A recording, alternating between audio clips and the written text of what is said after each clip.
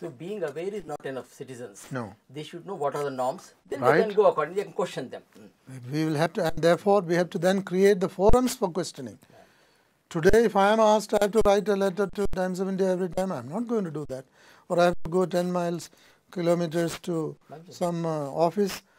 But suppose you go to the ward and you hold a public hearing. Then you will hear the voices. That's good. Dr. Paul, sometimes people are part of the problem. In what respect should citizens improve their conduct and cooperation with the authorities? Very, very important. Let's start with property tax. See, here is a very good system, robust, easy to access and do, and yet many people have not used it. Therefore, the city loses that money. These people are either non-resident maybe, but some may be deliberately not paying. That awareness of your role or your duty as a citizen is not known to everyone. So I feel in some of these areas like tax payments, etc., there should be heavy penalties. Take another example, vacant sites. One of the reasons for filth and garbage accumulation, people buying the land at cheap rates because they were all given it for some reason are keeping it for speculation. That's all I can imagine. Now there should be heavy fines or even forfeiture because probably the terms on which they have been given says you can take it, build or what, comply with those rules. The government doesn't or the civic agency doesn't fulfill its responsibility. Somebody probably takes a bribe. I was told that even the address of those people are not known. So it gives you the picture of a highly inefficient, indifferent set of civic agencies who, even when given opportunities to raise funds, are not using it. And then complain we don't have funds and grant is not coming, etc. So I think citizens performing their role properly would have solved part of the problem, but it's also a civic agency problem. They're not taking the right action, penalizing where it is necessary, etc.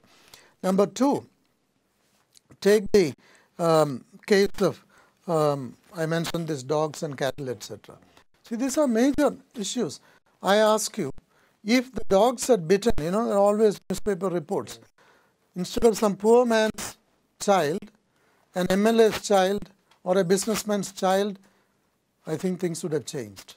All the reports I have seen, other in some slum areas, some poor fellow's child is dead and you report it, that's it. No one is worried. It will not be tolerated in any society if middle class people or the upper class people's children or members of the family were affected by it. You talk about we want to be kind to animals. Is this the way we are kind? Letting our cattle eat toxic waste, lie down on streets, dogs go around eating garbage. I think we need to question our own values and attitudes. If you really respect animals and care about them, create shelters for them. Some of the animal activist groups, I would challenge them, rather than simply protest, oh, dogs cannot be killed or this and the other, then give the alternative. Contribute to that. We are able to raise money for so many things. Why don't you raise some money for this? Shelters need not cost a great deal, but have a system. Maybe people want to go and give food there, do all that. But you should know that there is no other country. Animal shelters. Right. See, I will challenge you. Many people here go abroad. You go and look at any other city. Do you see any other city like Sarjapur Road, Bissi Road, where cattle are lying on the street? Who will tolerate this?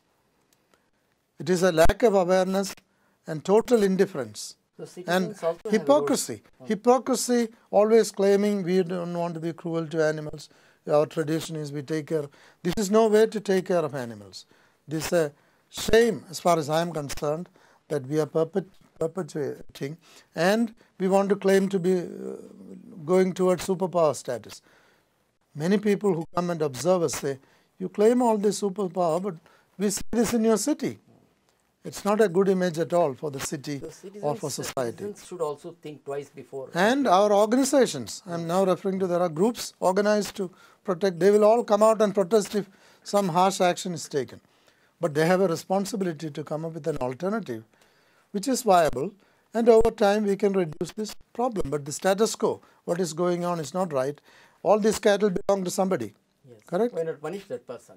Punish or give them some alternative, maybe there is some justification. But surely what is happening is not the way it should be happening and should not be condoned. And similarly, I think on corruption also we need to stand up. See, now in Ramlila grounds, many people go and stand. They are willing to sit there for hours. Are we willing to go to a registrar's office and do the same? Are we willing to go to the BBMP where housing building plans are approved or disapproved and do the same?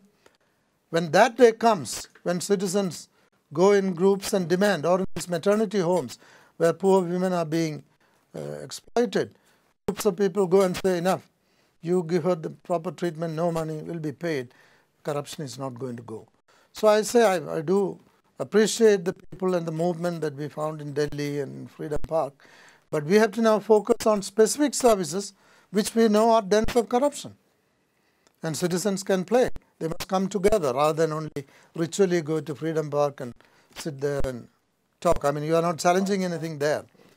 There are objects to be challenged here.